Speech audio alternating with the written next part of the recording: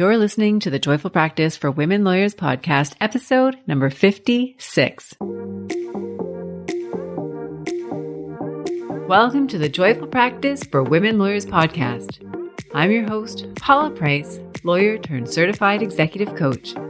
This podcast was created to empower women lawyers just like you to create a life and practice you love. Join me every week for a break from the hustle so we can focus on you, what you truly want, and how you can create it. If you're over the overwhelm, done with putting out fires, and ready to redefine success on your own terms, you're in the right place. Ready for today's episode? Let's dive in.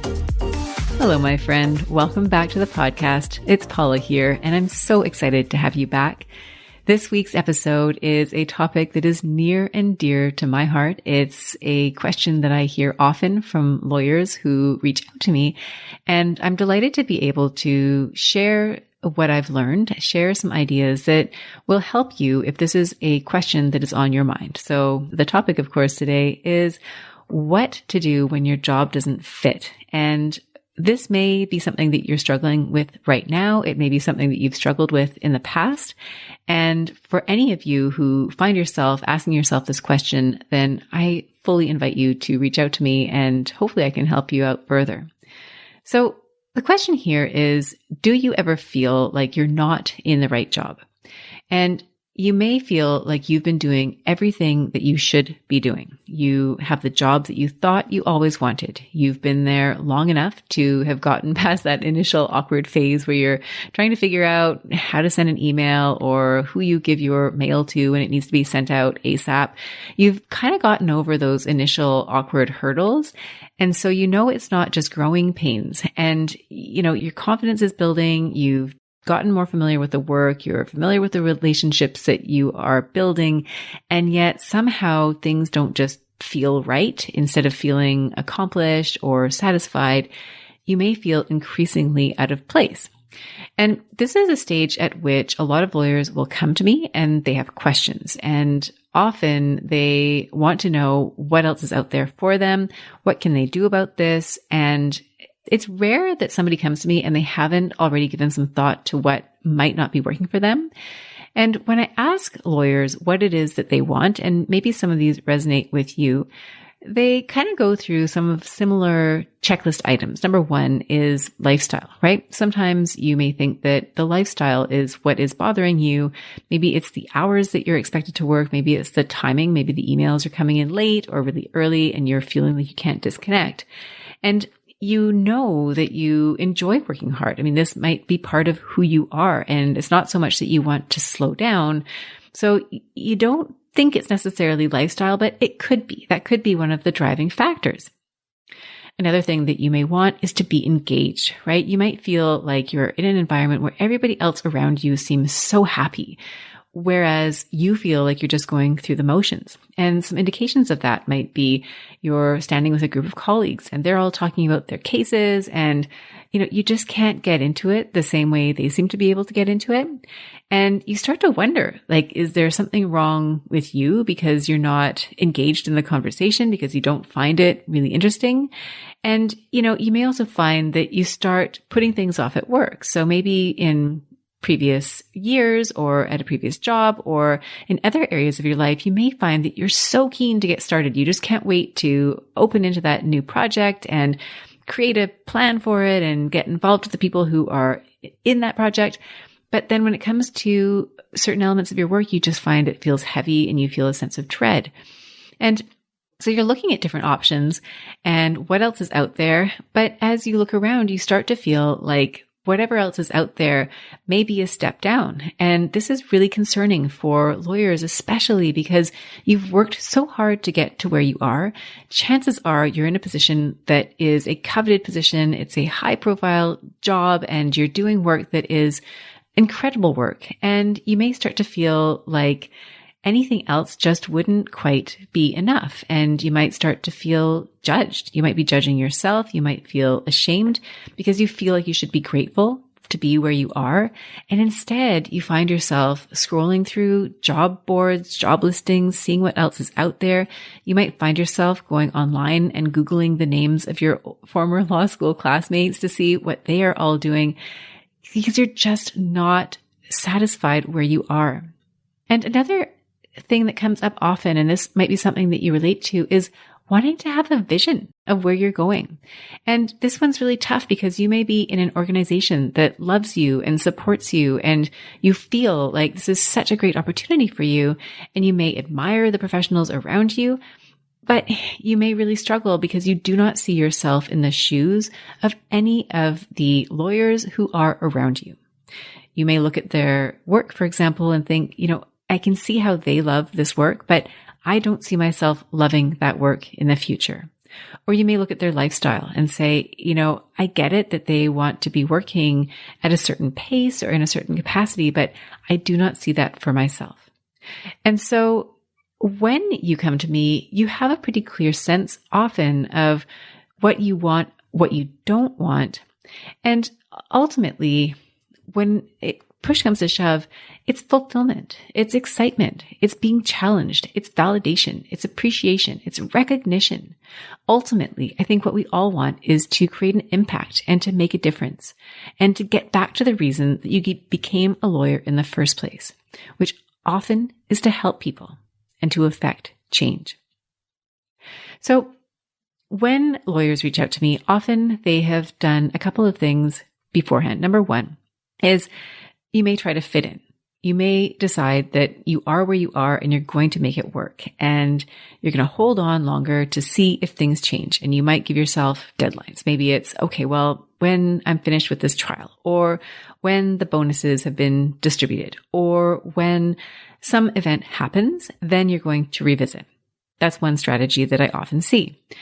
Another strategy that I see is trying to find the perfect job. And so that may be you out there looking at the job board, talking to your friends, maybe you've engaged a recruiter, and what you're ultimately looking for there is what is going to be that perfect next step for me. And what I have observed is that neither of these strategies is ultimately successful. I mean, it can be, but more often than not, that's the reason why lawyers have reached out to me, because they haven't had success with either of these strategies. And the fitting in strategy, if we start with that one, it rarely works.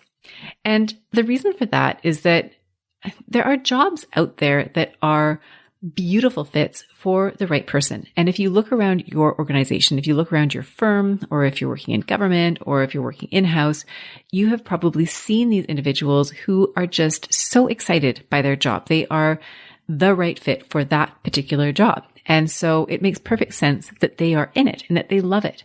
And yet you, as an individual in that same job, do not necessarily thrive in the same way. And that's totally normal.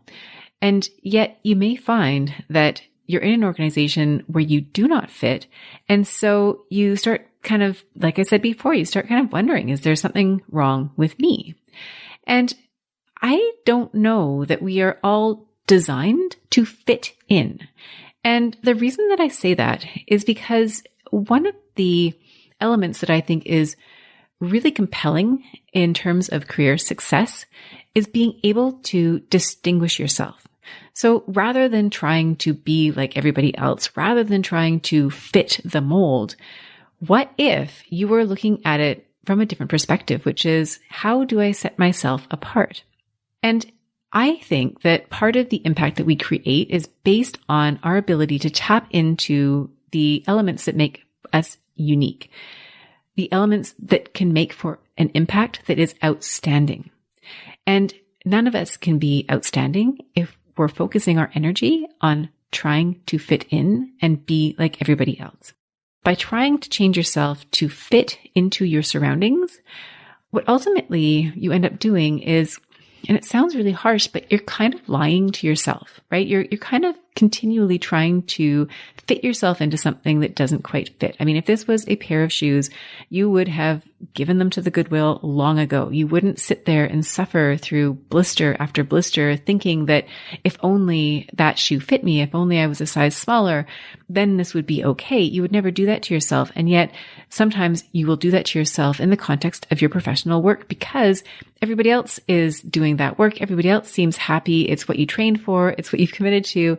And so you put a lot of pressure to yourself. And as you do that, force yourself to continue to show up, you may find that you start really chipping away at the relationship that you have with yourself and undermining your own sense of integrity that you have with yourself.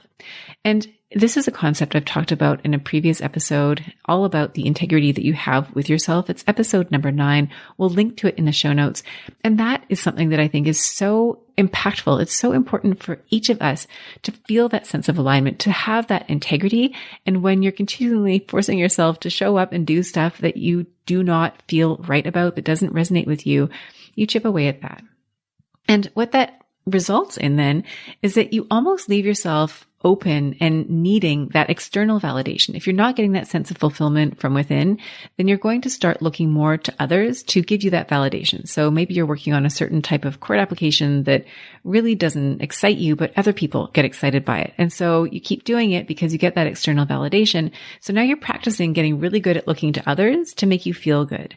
And of course, when you do that, you lose out on that opportunity to do it for yourself and you get more hooked on it. And that, of course, leaves you a little bit more vulnerable because now you're depending on others to give you that sense of validation. And that can also lead to a somewhat unfortunate snowball effect, right? The more you do the work that other people want you to do, and the more you're relying on their external validation, the more you're going to do that. And of course, then the more you're pulling yourself out of alignment with what it is that you truly want. And so the result of trying to fit in, sometimes you may find that you're able to fit in. And I'll talk a little bit more about that in a later section, but if you try to maintain the status quo and simply fit in, it rarely works. And what you may find is that you feel increasingly unhappy and disconnected, both from your job and from yourself. Now, there's this other strategy that we talked about, which is looking for the perfect job. And that strategy, I find, doesn't really work either. Now, I want to give a special shout out to all my perfectionists out there. Perfectionists, I love you. But when you approach your job search with a perfectionist mindset, you are making it very difficult for yourself. And if perfectionism is something that resonates with you, I did a podcast episode. It's episode number 4, and I would invite you to go back and listen to it. And I can tell that the perfectionist mindset may be at play when a lawyer comes to me asking me to help them find the right job. They put a lot of pressure on themselves to find the right, the correct, the perfect next job. And an analogy that might resonate with you is when you're doing legal research. Now, I used to do a ton of legal research. I loved doing legal research. And one of the things that I loved the most was when I had a legal problem and I went out into the land of research and I was able to find a case that was on all fours, right? That perfect case. Sometimes it even came from the Supreme Court of Canada, in which case there it was. There was the answer. And often I think that's what we are looking for in terms of that next job. What is that perfect case? The one that is going to answer all of the problems, the one I don't even need to give it any more thought. But when you think about how often legal research results in you finding that perfect case that is on all fours, especially those cases where they start becoming more complex and more nuanced and more interesting, frankly, which I think we are all nuanced. I think we are all complex. And I think all of you are very interesting. When you are not a one size fits all and you have your unique strengths and capacities and skills and desires and passions, then it becomes harder and harder to find that one job description that is going to answer all of those things. So I don't think any of you is a one and done situation where this is an easy fix. There's a case on all fours. And it reminds me of a case that I was part of as a more junior lawyer. We were asking a very novel question of law. Does the rule in Foss and Harbottle apply to a Maryland real estate investment trust? This was not a question that had been tried in the courts where I live. And so it required research into all the dusty, archaic legal text to boil this down to first principles. And this is what I invite you to do for yourself. And what's fascinating about this is that when you go through that exercise, it is so much more time consuming. It is so much more complicated. It is not an easy fix. But the result, of course, is so much better because now you've got that deep understanding. You've done the work. So if you are looking for that perfect job description, that perfect fit, you're really looking for what almost is a unicorn. And what can happen there is when you don't find it, you might find yourself getting really discouraged and you give up. You don't do anything. You may find yourself frozen. You are waiting for that perfect job. And ultimately, you then are spending more time in that ill-fitting job than you might like. So I have some ideas in terms of what you can do if you find yourself in this position, the position where, of course, your job just does not feel like the right fit to you. And they fall into two different categories. The first category is the letting go category. And then the second category is the introduce or reintroduce category. So you can almost think about this as cleaning out your closet. Like we're going to take out all the things that no longer work for you, and we're going to replace those things with what does work for you. So first, we're going to let go of the idea that there is a right answer and that there is a wrong answer. So time and again, I see lawyers who develop the most successful legal careers, and the path that they take to get there is not at all linear.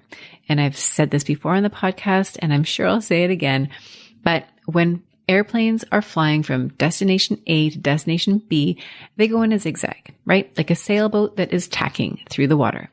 And so you can be going the wrong way 90% of the time, but as long as you continue to course correct, you're going to end up where it is that you want to be.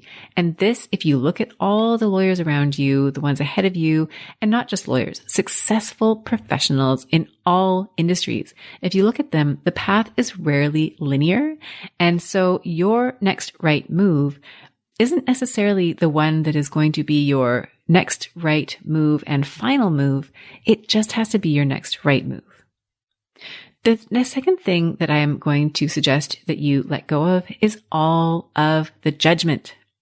And for lawyers, I love all of you. I have always resonated with the legal community from the moment that I entered law school to now, the work that I do with lawyers. I love the personalities. I find lawyers are people, and it's not just lawyers. I find there are many professionals, many individuals out there who have these qualities. But for me, some of the qualities that resonate are that sense of integrity, the high emphasis on ethics and truth and justice, and the use of language, and wanting to help people and be of service and make a difference and do work that is interesting and find other people's work interesting. I mean, these are all characteristics. And so with law, there's this community, and it's such a wonderful community. And you can feel instantly connected with your peers because you have this common sense of values. But it also means that you have a community of high achieving professionals who are really easy to compare yourself to and sort of enter into this zone of thinking, well, they are doing all these amazing things, and am I really living up to that? And so you may find yourself comparing yourself to others, and judgment itself is a huge part of the legal profession. So judgment being something that we go to court for, right? Judgments issued by courts are a key part of law. I mean, that's really the basis for, at least in common law jurisdictions, the way that the law develops. You use your judgment professionally. So your clients come to you, other lawyers come to you because they want you to exercise your judgment in relation to a legal question. And you may start judging yourself. So you might start judging yourself against the standards that other people have for themselves.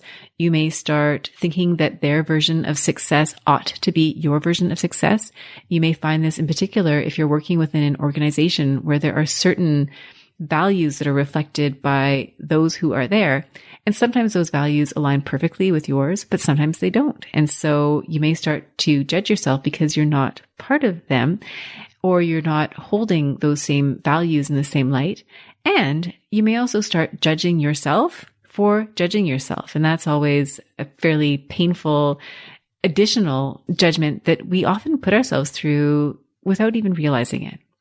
And judgment can be particularly difficult if you leave a community. And so I mentioned before that the legal profession really is a strong community profession. There's a certain camaraderie that exists among lawyers. And so if you decide to leave a community, you might feel the pain of doing that. And if you've left a job before and had members of that organization kind of reach out to you and question whether or not you should be doing that, or sometimes it's even just taking a different role. Some people go from lawyer to non-lawyer, and then they have people reach out to them saying, well, why are you doing that? Why are you giving up on this opportunity? And so you may find that you're leaving a community, and that can be really challenging. And what I'm inviting you to do here is to let go of the judgment. Now, it may be difficult. You may find it really challenging, but I'm inviting you to let go of the judgment that you have of yourself, at the very least, when it comes to leaving, if that's ultimately what you decide to do.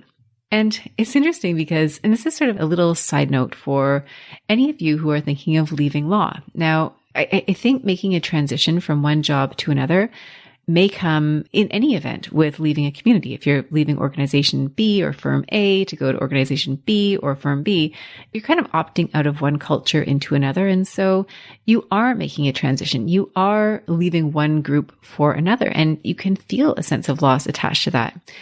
And for lawyers who are really contemplating what it might be like to not be a practicing lawyer, that comes with a lot of extra questions and soul searching, because it can be really intimidating and we can really judge ourselves. And so I just wanted to sort of acknowledge that. And that's a transition that I have been through. And I can tell you that every now and again, even though I'm so happy doing the work that I do now, I love the work that I do now for many reasons, some of them similar reasons to why I loved practicing law. But there are times where I will second guess myself and think, well, look at that lawyer who just tried that amazing case, and how amazing is that? And maybe I should have stuck down that road. And then I have to remind myself that it's not the choice that I made. And if I wanted to, I could requalify. I could go back and do that.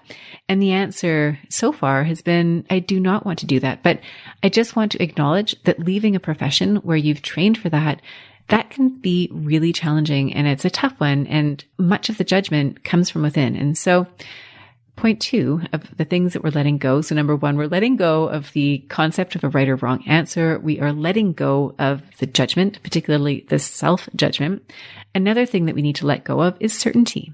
And as lawyers, we love certainty. We love to be able to say, just like that Supreme Court of Canada case that has all the answers right there, that is your black and white answer. And the truth is, and we all know it, there are rarely black and white, yes, no, success, fail outcomes. And so what we need to let go of when looking at the situation, we're in a situation where the job doesn't fit, we're looking at our answer, or at our choices, we need to let go of that idea of certainty, that something is going to work out exactly the way that we want it to or think it should. And then finally, the last thing that I would invite you to let go of is the idea that the process itself will be easy. And chances are you're not thinking that it will be particularly easy, but when you accept and embrace that, it makes it a little bit less challenging, a little bit less painful to process. And what are some of the things that might come along with letting that concept go? Number 1 is to be really honest with yourself. And if you have been bending yourself into a pretzel, trying to fit in, trying to convince yourself that one day things will be different, you may have a lot to unpack there in terms of what you actually want. And so that's number 1, is be honest with yourself. Number 2 is to explore the feelings. I've got 4 items here on my notes of things that are supporting the idea that it's not an easy process. So number 1, being honest with yourself. Number 2, explore the feelings of failure, shame, grief, all the negative feeling emotions that might come up when you decide to make a difficult decision, because they will come up. And I don't think we can just ignore them. I think we want to give them a little bit of airtime and explore them again, because becoming more familiar with them, not trying to run from them or hide them, I think will allow us to, again, get to know ourselves better and result in us making better decisions moving forward.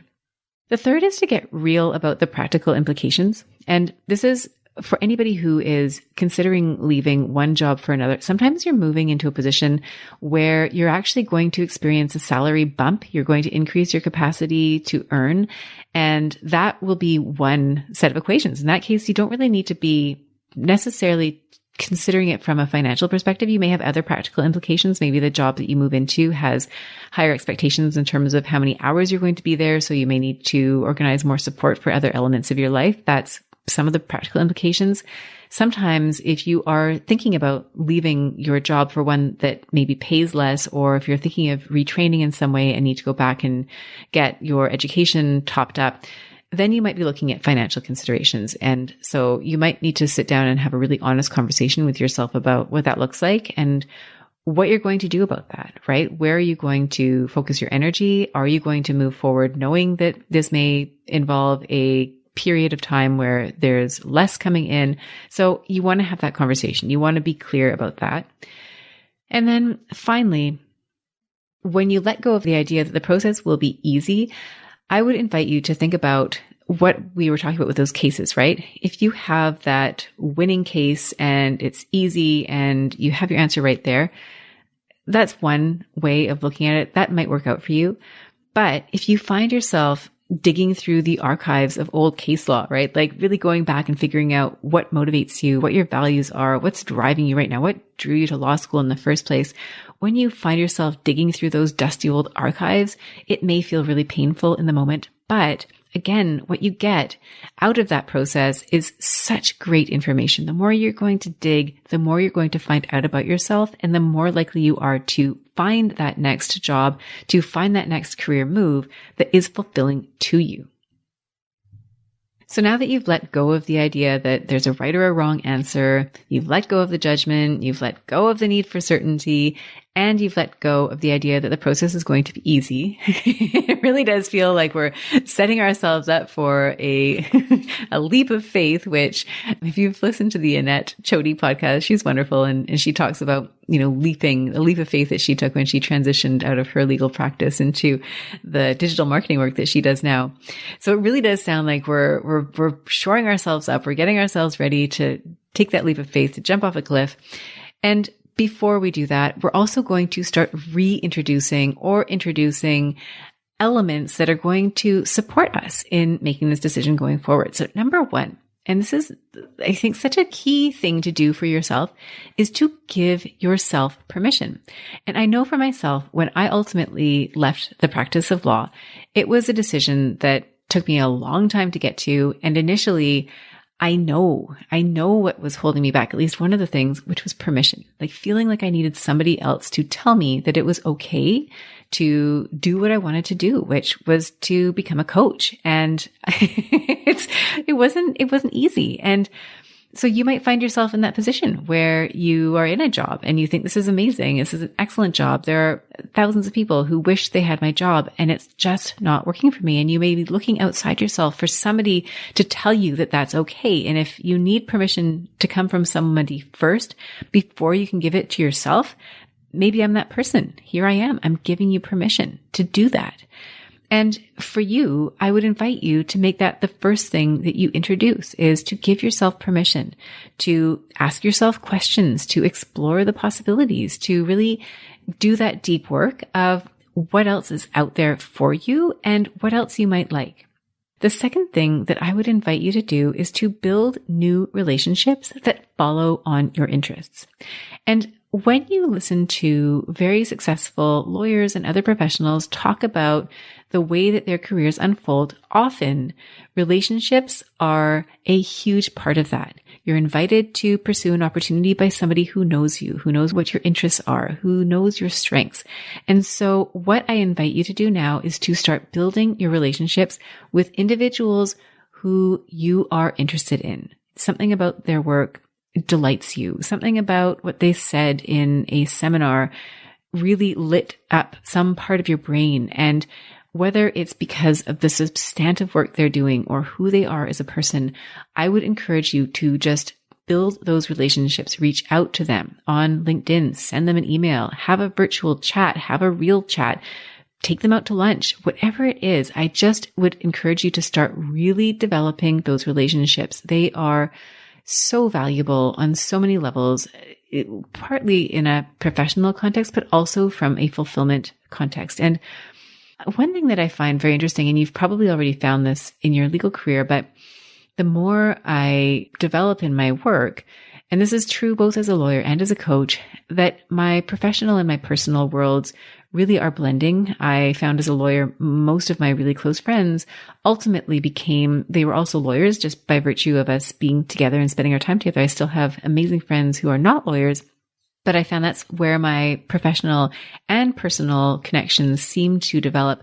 And the same is true now. I just find there's such a breadth of human ingenuity and relationships and connection that you can find when you're intentional about building and cultivating relationships professionally. So I invite you to do that. That's step 2. So you're reintroducing, number 1, you're giving yourself permission to explore. Number 2, you are out there building relationships with people whose interests and whose personalities resonate with you.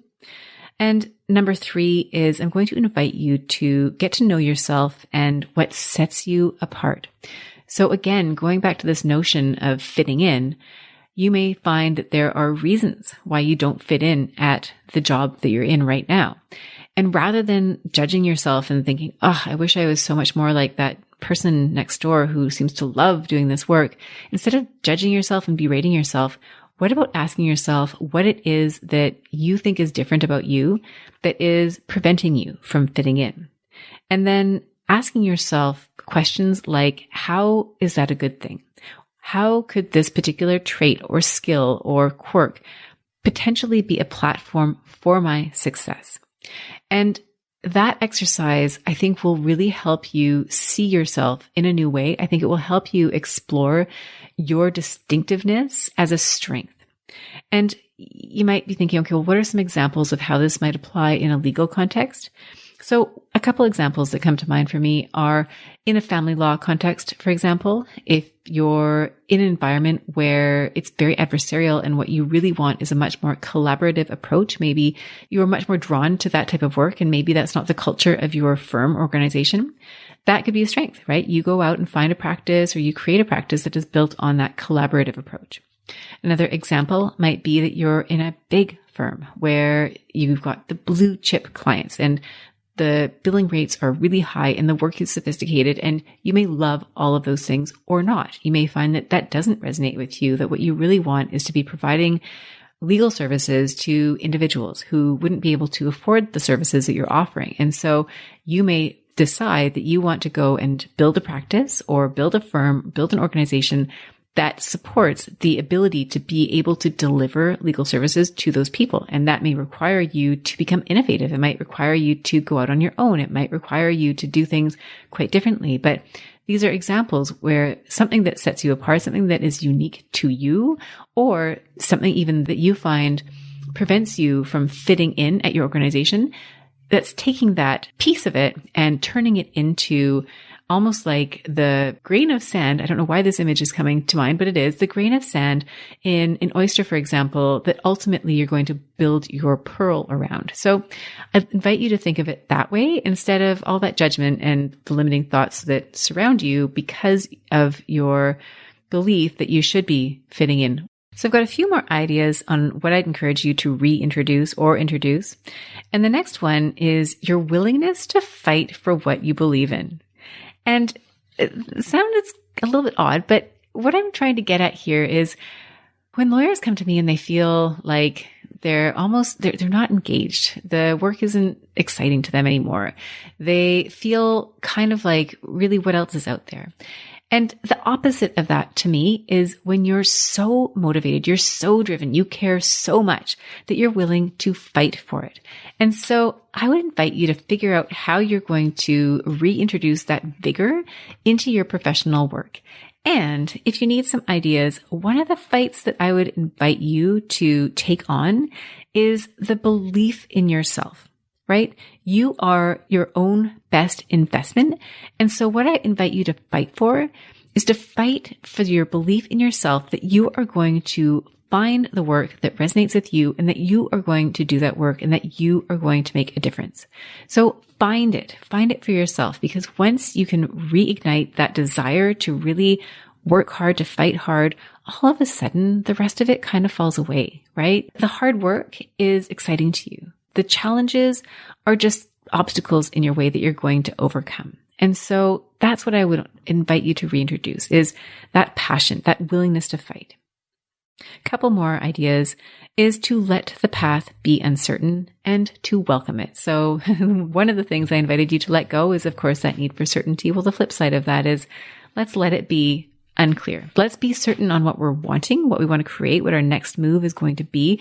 Maybe you're certain about where you're going, but allow yourself to have a path that may be zigzagged. It may not be a straight line.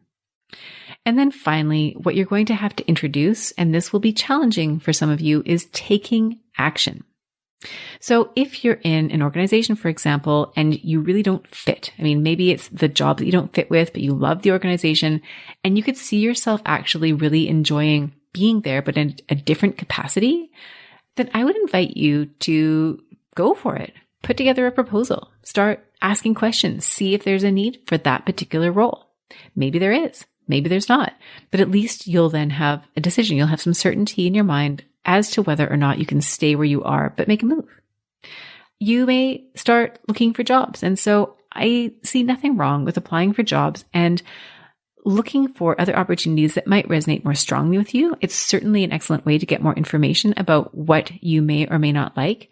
And I would encourage you, as you go out and explore those different job opportunities, to bring yourself to the table with your ideas. So as you're learning more about yourself, because you're doing that deep work, you're exploring your strengths, your interests, your skills, you may see a job description that has bullet points that align with you and you gravitate toward.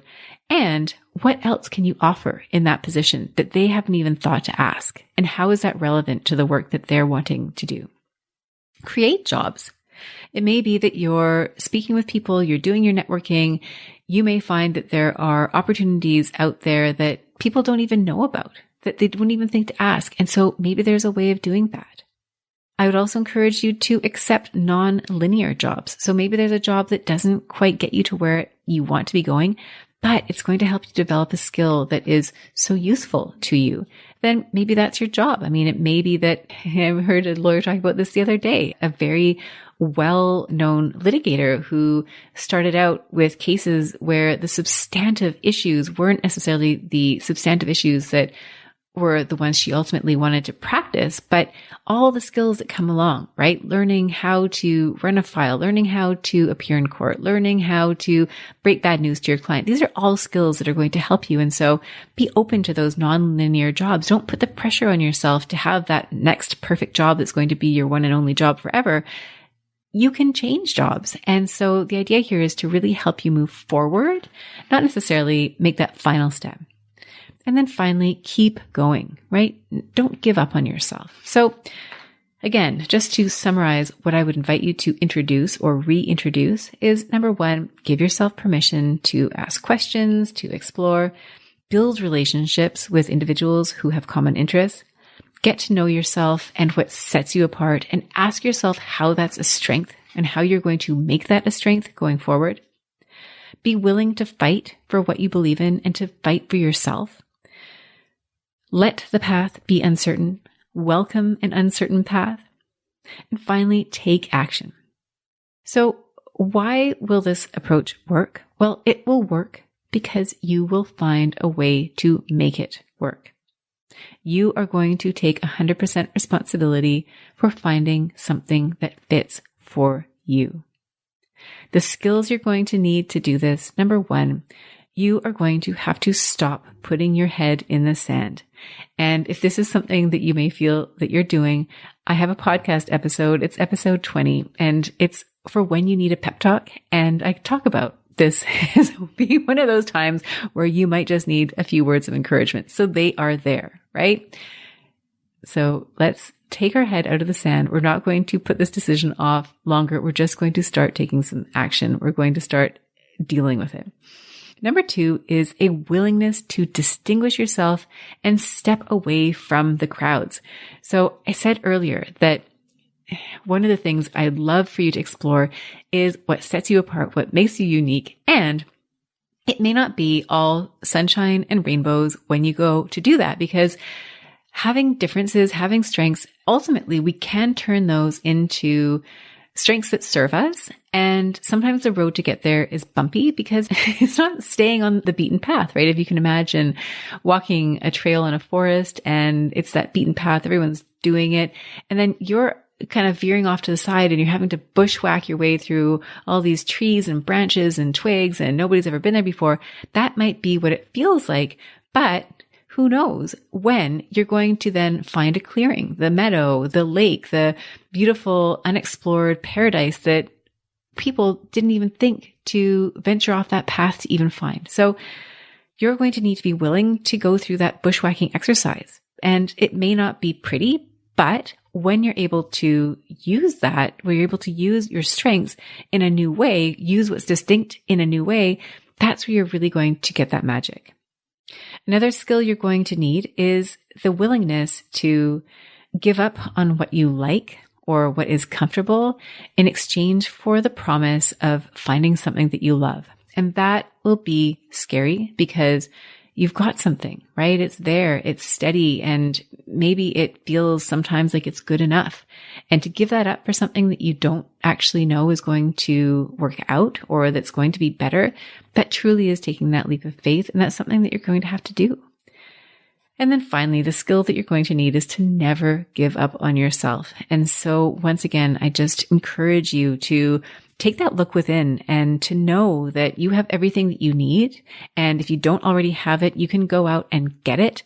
And that this is your career. This is your life. And let's take ownership of that. Let's take your power back and create that life on purpose. Create your work on purpose. So when you do these things, you may have no idea right now what it is that you're going to create. You may not be able to identify a multiple choice list of options and you get to check a box and become that thing, right? Maybe the job that you're in right now was a job that you managed to find or to get through a very linear process. And yet it's not a good fit for you. And so what you'll create is potentially something that doesn't even exist today. You wouldn't be able to describe it today because we don't even know what it looks like.